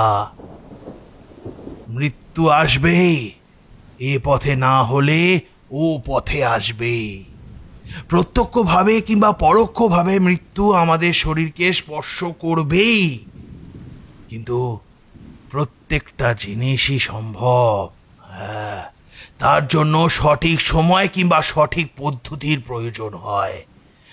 তোমরা যাকে বলো অ্যাস্ট্রো প্রজেকশন বিজ্ঞানের ভাষায়, সেটা হলো সূক্ষ্ম বিচরণ। বাবা সেই প্রক্রিয়া জানতেন, বাবার কাছে আমিও শিখেছিলাম। কিন্তু যখন রমানাথের বাড়িতে বাবা আমায় বললেন আমাকে একবার অতীতে যেতে হবে, আমায় একবার অতীতে গিয়ে ঠিক সেই মুহূর্তে পৌঁছতে হবে যে মুহূর্তে রমানাথের ওই মেয়েটি ওই শয়তানকে আবাহন করার প্রক্রিয়া প্রথম শুরু করেছিল, তখনই তার সেই বইটা থেকে আমি কোনো না কোনোভাবে শয়তানকে নরকে পাঠানোর রাস্তা খুঁজে বের করতে পারবো। কিন্তু বাবা, এত কিছু করতে পারবে? হ্যাঁ, তোমার শরীর এমনিতেই ক্লান্ত হয়ে পড়েছে, আর শরীরের চেয়ে সবচেয়ে বেশি ক্লান্ত হয়েছে তোমার মন। তোমাকে দেখেই সেটা বোঝা যাচ্ছে। যদি একবার সেই প্রক্রিয়া করতে গিয়ে তোমার আত্মা কোনোভাবে সেখানে আটকে যায়, তাহলে তাহলে আমি তো তোমাকে ফিরিয়ে আনতে পারবো না বাবা। হ্যাঁ, এতটা তো ক্ষমতা আমার এখনো পর্যন্ত হয়নি। কিন্তু আমি না গেলে কে যাবে? আমি যদি না যাই তাহলে মেয়েটাকে বাঁচাতে পারবো না তো। সেই শয়তানের ক্ষমতা একটু একটু করে বৃদ্ধি পাচ্ছে, ওকে বেশ ভালোভাবেই সেই অশুভ শক্তি জড়িয়ে ধরেছে। আমার গণ্ডি ভেদ করে সে ভেতরে ঢুকতে পারছে না, সে কথা ঠিক, কিন্তু কতক্ষণ? আমি উঠে দাঁড়ালাম, এক পা করে এগিয়ে গেলাম বাবার দিকে। বাবার পাশে বসে তার কাঁধে হাত রাখলাম, বললাম, তোমার থেকেই তো আমি সব শিখেছি বাবা। এবার যদি আমি তোমার জায়গায় বসি এবং আমি অতীতে সেই সময় গিয়ে দেখবার চেষ্টা করি সেদিন আসলে কি হয়েছিল, তাতে তো ভালোই হবে বাবা, তাই না? যদি কোনোভাবে আমি আটকে যাই তাহলে তো তুমি আছো, আমায় ফিরিয়ে আনতে পারবে। ঘরের মধ্যে যেন নিস্তব্ধতা বিরাজ করছে। এক মুহূর্তের জন্য রমানাথ আর রমানাথের বউ বোবা হয়ে গিয়েছিল। অনেকক্ষণ আগে থেকে ভয়ঙ্কর আতঙ্ক এবং বারবার বিস্ময়ে তারা জড়সড় হয়ে বসেছিল। মেয়েটি মাঝে মাঝে বিড়বিড় করে কি যেন বলছে, আবার কখনো ঘুমিয়ে পড়ছে, আবার প্রচন্ড ব্যথায় চিৎকার করে উঠছে। বাবা কিন্তু প্রথমে নামাবলি গায়ে দিলেন, তারপর আমার কথায় রাজি হলেন। বাবার আসনে আমি বসতেই বাবা সরে গেলেন। বাবা শিখিয়ে দেওয়া সেই প্রক্রিয়ার মতো আমি হাতটা জলে রাখলাম, আর রাখা মাত্রই সারা শরীরটা যেন কেঁপে উঠল। তারপর সেই লাল বাক্সটা খুলে বাবা যখন সেই স্ফটিকটা আমার দিকে এগিয়ে দিল, তখন বুঝতে পারলাম ঠিক এই কারণেই বাবা লাল বাক্সটা এখানে এনেছিল। একটা অসাধারণ স্বচ্ছ স্ফটিক, সাইজে খুব বেশি বড় নয়, কিন্তু বড়ই অদ্ভুত তার আকার। সেই আকারটা ঠিক কেমন তা ভালোভাবে বোঝা যায় না। প্রদীপের আলো এসে পড়ছে আমার শরীরে। স্ফটিকটা আমি জলের মাঝে রাখলাম, তারপর বাবার শিখিয়ে দেওয়া এবং নিজের আয়ত্ত করা সেই মন্ত্র বিড়বিড় করে পড়তে লাগলাম। জানি এই মন্ত্র পড়তে পড়তে মন্ত্রের শেষ উচ্চারণের সঙ্গে সঙ্গেই আমার আত্মাও চলে যাবে এক সময় রেখাতে, এবং সেই সময় রেখাতে আমি সেই নির্দিষ্ট স্থানে পৌঁছতে পারবো যেখানে আমি পৌঁছতে চাই। ওই বিড়বিড় করে মন্ত্র পড়ে চলেছি আর চোখ বন্ধ করে অপেক্ষা করছি সেই সঠিক সময়ের জন্য। এই প্রক্রিয়াতে শারীরিক ক্ষমতার চেয়ে প্রচন্ড বেশি প্রয়োজন মনের ক্ষমতা। আমি তাই মনটাকে একত্র করার চেষ্টা করছি। করতে করতে বেশ কিছুক্ষণ মন্ত্র উচ্চারণ করার পর শরীরটা হালকা বোধ হতে শুরু করলো। আমি বুঝতে পারলাম কাজ করতে শুরু হয়েছে। এক সময় আধ ঘন্টা কেটে যাওয়ার পর যখন মন্ত্র উচ্চারণ শেষ হলো, তখন আমি চোখ খুলে দেখলাম আমার চারপাশে ঘন কালো অন্ধকার, তার মধ্যে একটা একটা সাদা আলো দেখা যাচ্ছে অনেক দূরে। আমি বুঝতে পারলাম আমি এসে পড়েছি আমার কাঙ্ক্ষিত স্থানে। এর আগেও আমি প্রক্রিয়ার সময় অতীতে কিংবা ভবিষ্যতে বিচরণ করেছি।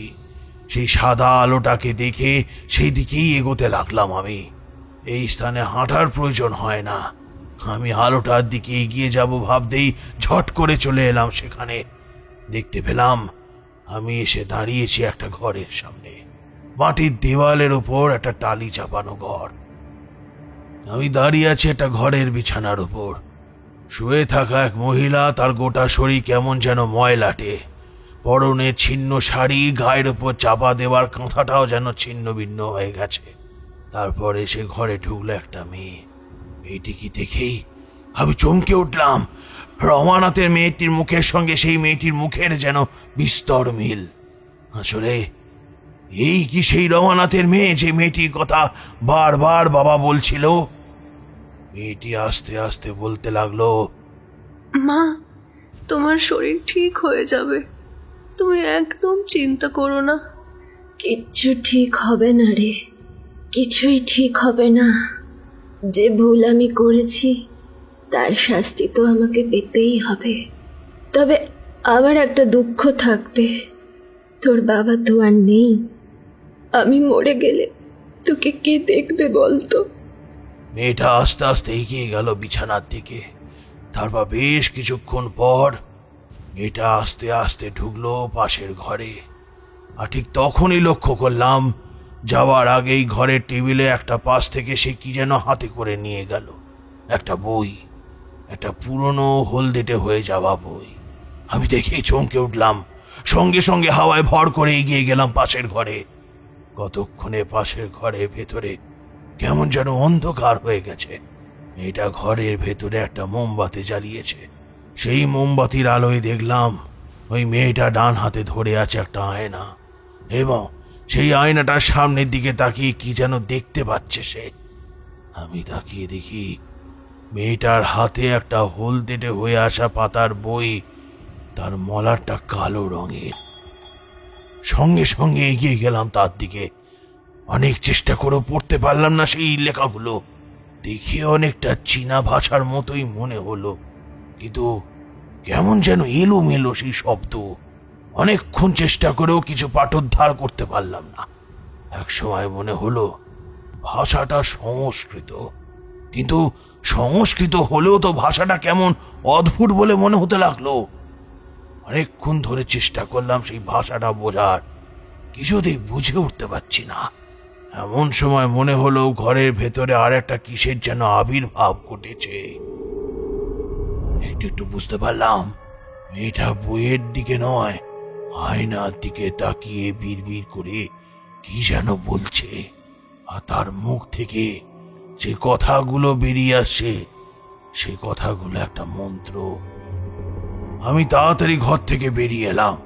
পাশের ঘরে মহিলাটি তখন শুয়ে রয়েছে আর বিড়বিড় করে বলছে, তোর বাবা যদি বেঁচে থাকতো তাহলে আর এসব কিছু হতো না। কত করে বললাম ওই স্কুলের ছেলে মেয়ে পড়ি আর ওসব করে কি হবে, অন্য কাজে মন দিতে।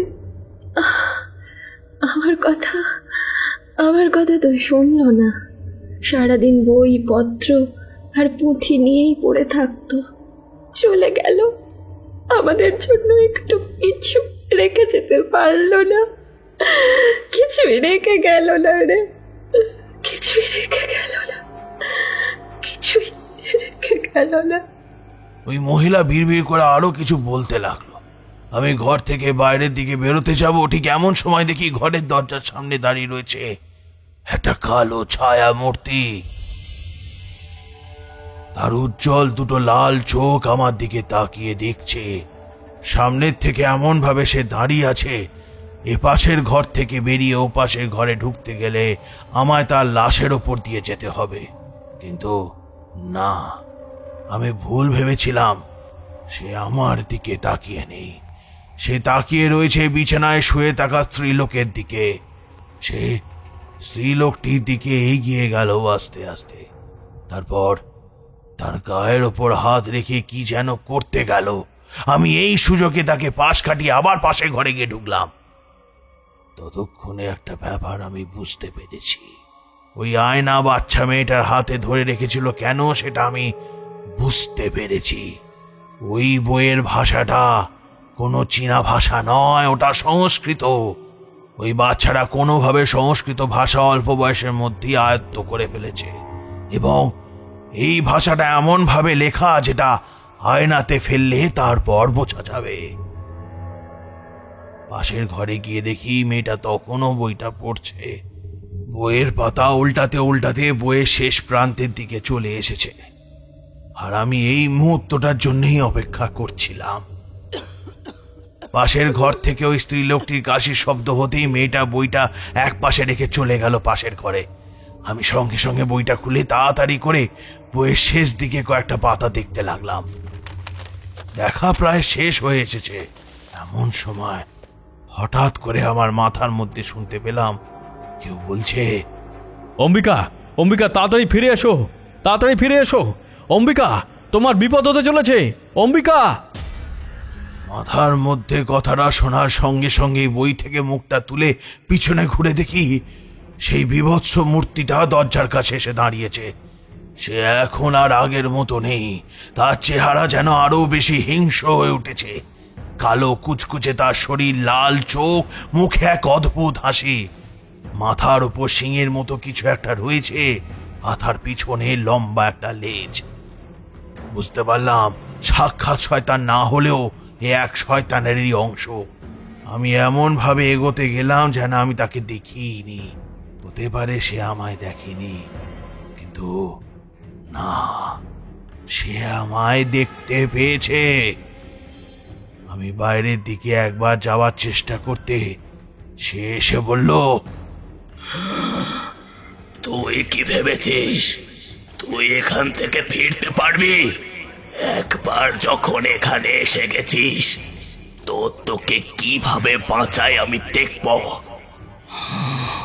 আমি নিয়ে যাবই, এত সহজে তোকে পেয়ে যাব এটা তো আমি ভাবিনি।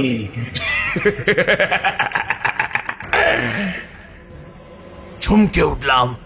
তাহলে কি ছায়া মূর্তিটা সত্যি আমায় দেখতে পেয়েছে? আমার আত্মাকে দেখতে পাচ্ছে সে। সঙ্গে সঙ্গে মনে পড়ে গেল বাবার বলা একটা কথা। বাবা একদিন বলেছিলেন, অম্বিকা, মনে রাখবি, অশুভ শক্তির ক্ষমতা কিন্তু কম নয়। অশুভ শক্তির কাছে এমন কিছু ক্ষমতা থাকে যা আমাদের কাছে থাকে না। তাই সরাসরি তাদের সাথে কখনো মোকাবিলায় যেতে নেই। মাঝে মাঝে বিপদ বুঝলে পিছিয়ে আসতে হয়। ছায়া মূর্তিটা এক পা করে ঘরের ভেতরে ঢুকলো, আর আমার শরীরটা কেমন যেন করতে লাগলো।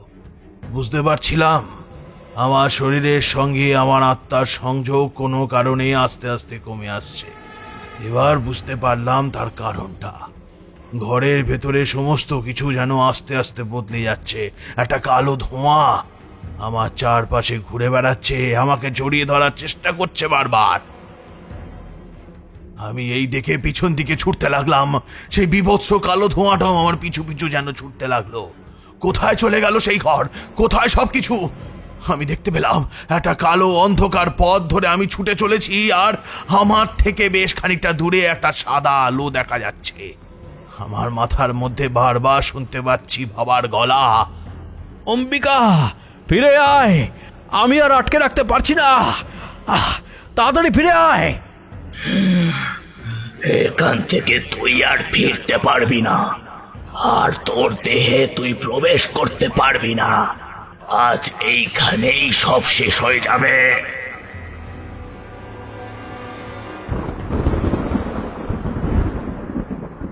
অম্বিকাচরণ একবার চুপ করলেন। বিনয় আর সজীব রুদ্ধশ্বাসে তার কথাগুলো শুনে চলেছিল। এমন অদ্ভুত কথা ওরা প্রথমবার শুনছে। শরীর থেকে আত্মা বেরিয়ে শয়তানের কবলে পড়েছে। অম্বিকাচরণ কিছুক্ষণ চুপ করেই বসে রইলেন। তারপর জানলার দিকে এগিয়ে গিয়ে জানলাটা খুলতেই দেখা গেল বাইরে বৃষ্টিটা কমে এসেছে। বাইরে বৃষ্টি কমে গেছে, তোমরা চাইলে যেতে পারো। আরে কি বলছেন স্যার, গল্পটা শেষ করুন। তারপর কি হলো? আপনি সেই প্রজেকশন না মানে ওই কোথায় যেন আটকে গিয়েছিলেন, তারপর? আমি যেখানে আটকে ছিলাম তাকে আসলে কি বলা যায় তা সঠিকভাবে কোনো ব্যাখ্যা দেওয়া যায় না। বিজ্ঞান অ্যাস্ট্রাল প্রজেকশনের ব্যাপারটাকে পুরোপুরিভাবে কখনো মেনে নেয়নি। সে যাই হোক, সেখানে তো আমি বড় বিপদে পড়েছি বুঝতেই পারছিলাম। শরীর থেকে আমার আত্মার সংযোগ আস্তে আস্তে ছিন্ন হতে শুরু করেছে। তারপর একটা প্রচণ্ড শক্তির আবির্ভাব যেন আমার শরীরে এলো। আর তার সঙ্গে সঙ্গে আমার মনের সমস্ত জোর একত্র করে সেই সাদা আলোটার দিকে তাকিয়ে ইচ্ছা শক্তিকে কাজে লাগাতেই আমি যেন ছিটকে গেলাম সামনের দিকে। চোখের সামনে দেখতে পেলাম বাবাকে। বাবা দাঁড়িয়ে আছে আর চিৎকার করে আমার দিকে তাকিয়ে বারবার বলে চলেছেন, বলছি তো ফিরে আয়, তাড়াতাড়ি ফিরে আয়, আমি বলছি তুই দৌড়ে ফিরে আয়। আমি যেন বাবাকে দেখতে পেলাম। বাবার মাথার পিছনে একটা আলো, সেই তীব্র আলো ছটা আমার চোখের মধ্যে এসে পড়তেই আমি ছিটকে গেলাম। তারপর যখন চোখ খুললাম তখন দেখতে পেলাম আমি শুয়ে রয়েছি রমানাথের ঘরে মেঝেতে। বাবা আবার মুখের ওপর ঝুঁকে পড়েছে। আমার চোখ খুলতেই একটা স্বস্তির নিঃশ্বাস ফেললো বাবা। যা ভয় পাইয়ে দিয়েছিলি, ওঠ ওঠ, এখনো অনেক কাজ বাকি আছে, ওঠ। আমি উঠতেই আবার বাবার আসনে বসলাম। আমি কিন্তু কাজের কাজটা করে ফেলেছিলাম। আসার আগে শেষের পাতাগুলো আয়নাতে এক মুহূর্তে দেখে নিয়েছিলাম এবং বুঝে ফেলেছিলাম আসলে কিভাবে অপশক্তিকে এখান থেকে তাড়ানো হয়। বাবাকে সংক্ষেপে সেই সমস্ত কথা বলতেই বাবা কাজ শুরু করলেন। রমানাথের বউ বোধহয় আমাকে দেখে প্রথমে ভয় পেয়ে গিয়েছিলেন, তারপর ওরা আবার স্বাভাবিক হয়ে যায়। বাবা প্রথমে ওই মেয়েটির শরীর থেকে রক্ত নিল, তারপর একটা নতুন চিহ্ন আঁকলো ঘরের মেঝেতে। পাশাপাশি 3টে চিহ্ন সেই মেয়েটির রক্ত দিয়ে আঁকলেন এবং সেই 3টে চিহ্নর মাঝে গিয়ে সেই গোপন মন্ত্র পড়তে লাগলেন। তারপর ঘরের দরজা জানলা সব খুলে মেয়েটিকে ঘরের মাঝখানে শুইয়ে রাখলেন। মেয়েটি তখনও অর্ধ অচেতন। এমন সময় জানলা দিয়ে এক গাদা কালো ধোঁয়া ঘরের মধ্যে এসে পড়ল। বাবার মন্ত্র উচ্চারণ বাড়তে শুরু করেছে। আমি একটু অবাক হলেও বুঝতে পারছিলাম যে কাজ হচ্ছে। ঘরের ভেতরে সেই কালো ধোঁয়া আস্তে আস্তে জড়িয়ে জড়িয়ে একটা ছায়া রূপ নিল। পিছন থেকে রমানাথের বউ একটা তীব্র চিৎকার করে জ্ঞান হারিয়ে ফেলল। রমানাথ দেওয়ালের কাছে বসে ঠক ঠক করে কাঁপতে লাগলো। আমাদের সামনে তখন এসে দাঁড়িয়েছে শয়তানের সেই রূপের অংশ, সেই বীভৎস মূর্তি। সেই মেয়েটার দিকে প্রথমে তাকালো, তারপর সেই 3টে চিহ্নর দিকে তাকিয়ে একটা চিৎকার করে উঠল। যে প্রক্রিয়া তুই শুরু করেছিলি সেই প্রক্রিয়া শেষ হলো আজ। এই মেয়েটিকে তুই আর নিয়ে যেতে পারবি না এখান থেকে। এখান থেকে আজ তোকে খালি হাতেই চলে যেতে হবে। আজ আমি চলে যাচ্ছি, কিন্তু আমি আবার আসবো কোনো না কোনো দিন। ওকে আমি নিয়ে যাব। একবার যখন ওর রক্তের স্বাদ আমি পেয়েছি তখন ওকে আমি নিয়ে যাবই।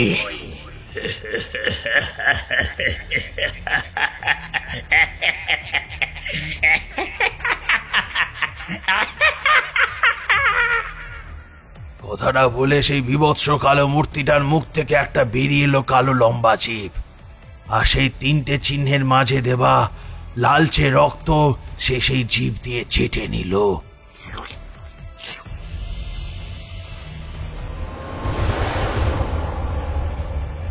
তারপর কালো ধোঁয়ার মতো আবার ছড়িয়ে পড়তে লাগলো ঘরের ভেতর।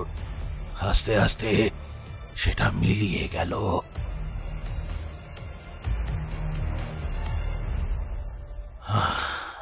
বাবা আসন থেকে উঠে এসে ঘরের এক পাশে মেঝেতে ধপ করে বসে পড়লেন। অম্বিকা, তুই না থাকলে আজ আমি কিছুই করতে পারতাম না। আমার একার ক্ষমতা ছিল না ওর বিরুদ্ধে লড়াই করা। তুই অনেক বড় হবি অম্বিকা, তুই অনেক বড় হবি। অম্বিকাচরণ গল্প শেষ করে একটা দীর্ঘশ্বাস ফেললেন, তারপর বললেন, রমানাথের করা একটা সামান্য ভুল আর সেই মেয়েটির কৌতূহল ভাবে পড়াশোনা করতে করতে ওই বইটা পড়ে ফেলাই আসল কাল হয়েছিল। পরে বাবাকে জানিয়েছিল। এই ঘটনার বেশ কিছুদিন পরে ওই মেয়েটি আর তার মা দুজনেই মারা যায়। এমনকি এরপর রমানাথ একবার সুন্দরপুরেও গিয়েছিল। সে গিয়ে আসল খবর নিয়ে এসেছিল। আসলে রমানাথের সেই মেয়েটি শয়তানকে আহ্বান করেছিল, কিন্তু কোনো কারণবশত সে মারা যায়। তাকে আহ্বান করেও নিজের কাছে নিয়ে যেতে না পেরে শয়তান সেই রক্ত খুঁজতে খুঁজতে রমানাথের এই বাড়িতে এসে পৌঁছেছিল। তার মানে আপনি সত্যি সত্যি শরীর থেকে আত্মাকে বের করে নিয়ে গিয়েছিলেন সেই সুন্দরপুরে এবং সেখানে গিয়ে অতীতের সেই ঘটনা দেখে এসেছিলেন?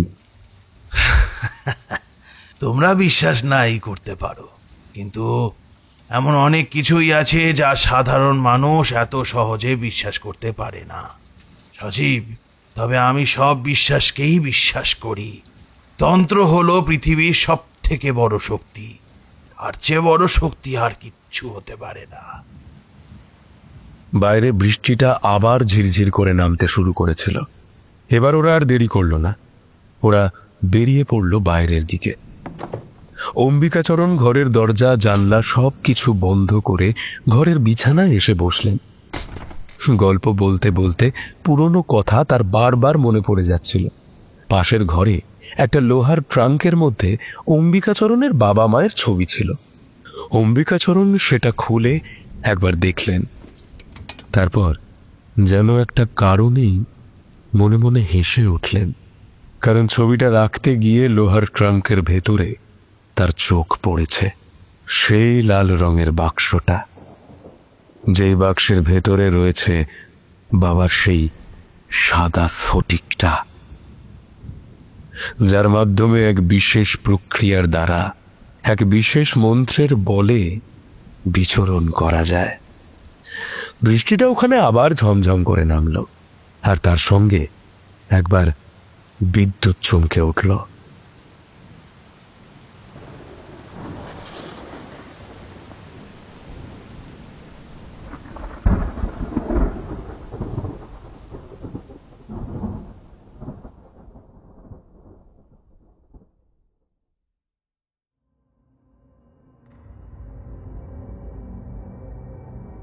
শেষ হলো আজকের মতো আমাদের গল্প সুকান্ত দাশের কলমে অশুভ পুঁথির গ্রাস।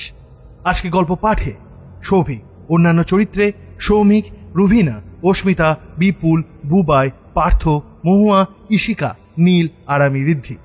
চিত্রনাট্য দিশানি। এই সুন্দর প্রচ্ছদটা করেছে কৃষ্ণেন্দু। আবহ, শব্দগ্রহণ ও ভিডিওগ্রাফিক্স হানাবাড়ি প্রোডাকশন।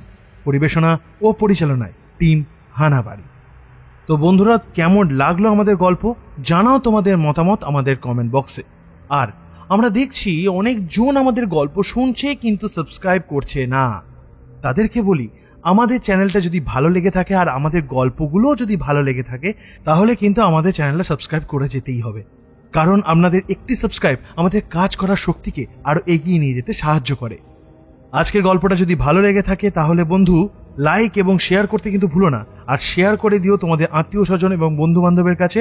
আর তাদেরকে বলো হানাবাড়ি ইউটিউব চ্যানেলটা যেন তারাও সাবস্ক্রাইব করে পাশে রাখা বেল আইকন ক্লিক করে অল করে দেয়, যাতে নতুন কোনো ভিডিও এলে সবার আগে তাদের কাছেও নোটিফিকেশন পৌঁছে যায়। আর অভিক অর্জুন দত্তের লেখা ভয়ঙ্কর ভৌতিক গল্প আসছে খুব তাড়াতাড়ি, এই মাসেই আসছে। এর সম্পূর্ণ ডিটেলস পেতে গেলে আমাদের হানাবাড়ি ইউটিউব চ্যানেলে কিন্তু চোখ রাখতেই হবে। তাহলে আজ আসি, দেখা হচ্ছে পরবর্তী কোনো গল্পে। ততদিন ভালো থেকো, সুস্থ থেকো, সাবধানে থেকো, হানাবাড়ি পাশে থেকো আর ভয়ে থেকো। শুভরাত্রি।